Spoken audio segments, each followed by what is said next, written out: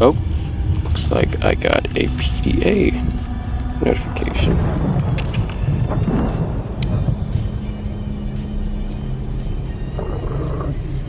Smoke, new found.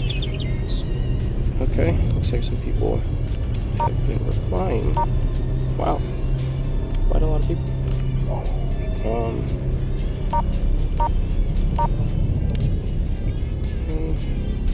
Nothing else. Okay. Well, let's go check these stalker stories out. Let's see what you guys sent in. Our first reply comes from an anonymous stalker and ex-mercenary. All forum users mentioned will be kept anonymous. This user's post provides insight on the mercenary life within the zone. Enjoy.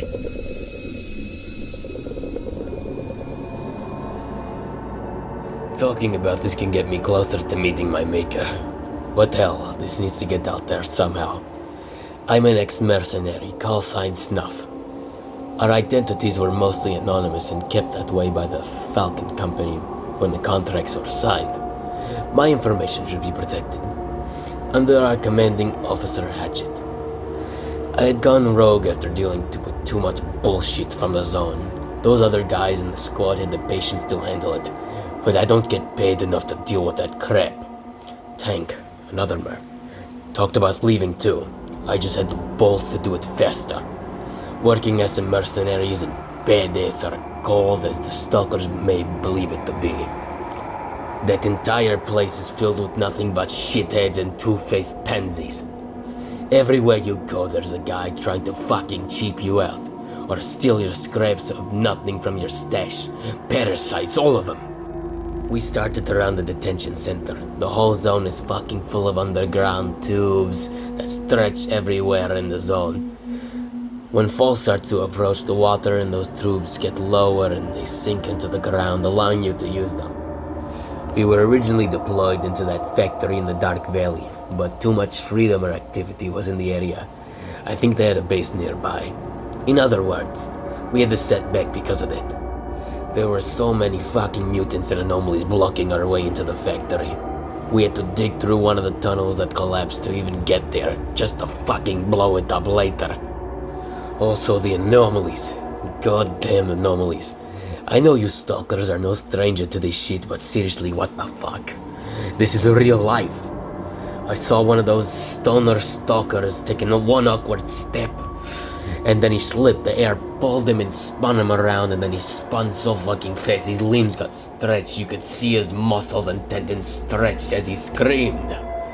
You can't tell me none of this shit is normal. You stalkers have bases and probably have dead parties every fucking night, but as a mercenary, you have nothing.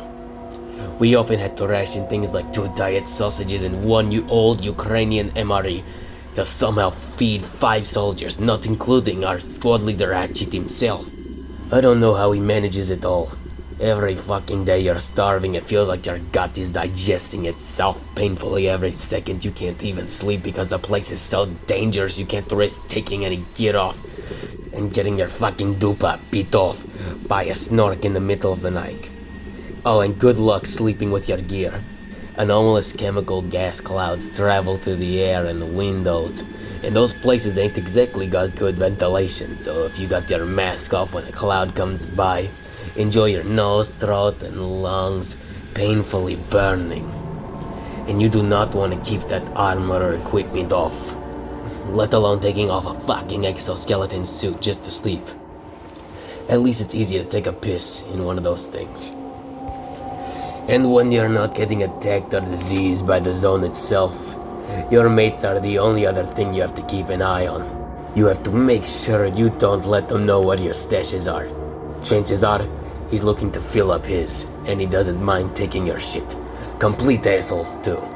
Just missing your life and texting one message to your family gets picked on by the whole squad. They're so negative, they want you to constantly think you might not live another day, just so dying doesn't hit so hard. Truth is, they're going fucking insane. 2 boys in our squad, Tank and Kirzak, were both very naive but good fighters in the beginning. Being months later since we deployed, I overheard them talking about cutting up and gutting a stalker alive, talking about how they felt like Picasso painting on a canvas when his blood splattered everywhere. I don't even know why we even do the things we do here. We're supposed to find a way into a few underground workshops and laboratories for documents and paperwork. But most of the time we're just murdering stalkers, looting corpses, and burning corpse piles every moment. The zone just desensitizes you more and more. It's like taking heroin and crack on a Datura trip. That's about as much as I would like to say. I can't talk about any of the missions and details or I'd really get the laser on my head soon. The lesson of this story: don't go to the zone. It's not fucking worth all the bullshit you can see or get. Also, you can't join the mercs. And if you can, don't. Our next reply comes from a free stalker named Kenny. His story tells a horrifying tale of lethal contact and ingestion of an artifact or anomaly. Try not to follow in his friend Brink's footsteps. Enjoy. I lived in that backwater region of the zone. A bit of a dangerous place, but it was easy to be alone and stay out of sight.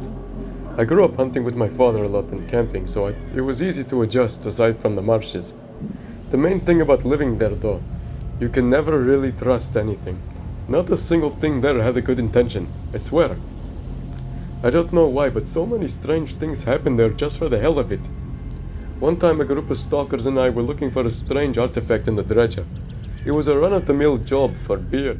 And it was nothing strange at first by the zone standards, as that ship produced a lot of strange artifacts for some reason. But now I can never trust it again. This isn't the worst thing I've seen, but basically, my pal Fuzz went in there first and we followed. There was a strange red light coming from the corridors of the ship. Then we saw the source. It was a valve to open the door, but like vibrating every now and then. Like the object moved whenever it wanted, like it had a mind of its own. Artifacts are weird, but this seemed rare and abnormal. I've heard of the altered object artifact bullshit from the eggheads a lot, but never really seen it myself. Anyways, Fuzz tried to grab it. The second his finger got near, a metallic screeching sound happened loud as fuck. It happened and Fuzz's hand got ripped off and shot right up to the ceiling. It was thrown so fast, his hand became a puddle of blood in the ceiling, and a bit of it rained on us. Gross. He wears a hook now.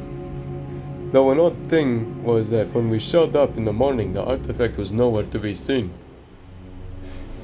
Now here's the worst thing I've seen in the zone. Before I returned to the mainland, me and another stalker, Brink, always passed by a small fishing pier during our expeditions to the circus anomaly. It was a nice shortcut, and it had a good view of that river and the Preobrazhensky Bridge. And if you were sneaky, you could pass by the Snork cave near it. Anyways, we decided to go there for a bit. Brink and I looked out, getting a bit of R&R, and the sound of the quiet river. Then he turned to me and asked, "You know if anyone has tried to fish here?" I told him no, and he turned around to look in the hut and came out with 2 fishing rods. I was hesitant at first, but I took one anyways. I thought it'd be a bad idea, you know, from all the reds, but he said it's nothing a bit of vodka can't fix. We hope to maybe catch some of the catfish. They're giant and some people do it for sport, especially the trapper stalker. I heard they did a little competition on it once. Anyways, we tried to fish. We knew there weren't going to be any catfish, but maybe something smaller.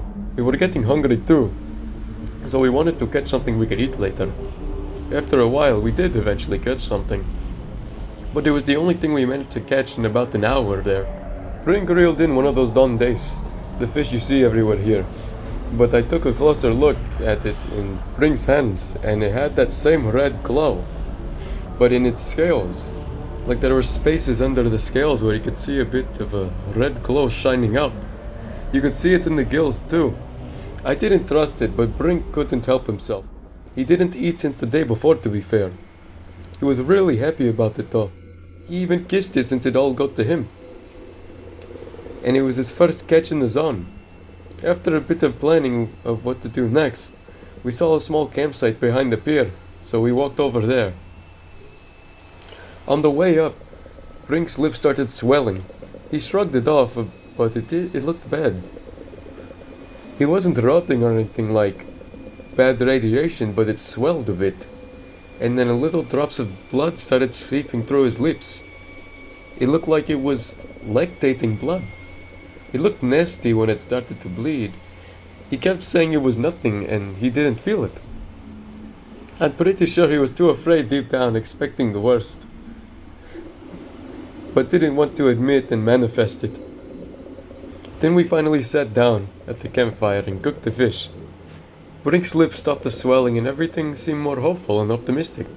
After gun beating a bit, the fish was cooked. Brink was eager to get his meal. He was so hungry he wasn't even hesitant after what happened earlier. He was so eager. I told him the glow was still in the fish, but he didn't care.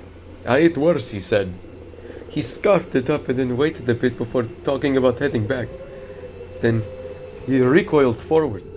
I asked him what's wrong, and he stuck his finger up, signaling me to give him a second. Then he put his hand on his chest and throat and said he feels strange, not sickly but warm, like his throat was leaking something. He asked me to try to see if anything was odd in his mouth, in his throat. I took out my mini flashlight and looked down his throat, like a fucked up amateur dentist. But when I shined it down, I saw the same red glow, I think. It started to click to me that that thing might have been, well, anomalous. Before I got to tell him anything, his throat and esophagus started bubbling and dripping blood. Then I saw the face of the fish coming up and it was flailing and trying to swim up his throat. It looked alive and normal again, as if it was never eaten.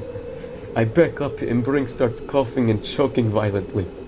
His face started turning pink and he was clawing with his nails at his neck, trying to stop the pain. His eyes started bleeding and his face looked like it was slowly melting.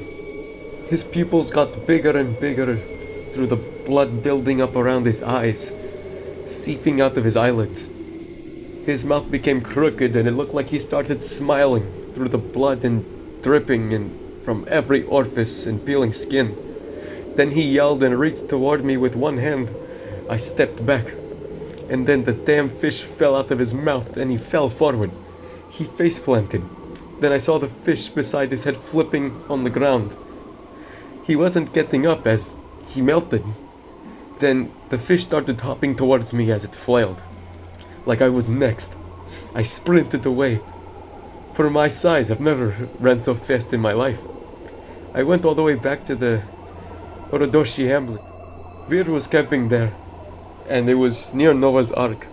I couldn't go anywhere else with the scorchers pointed towards the north of the backwater area.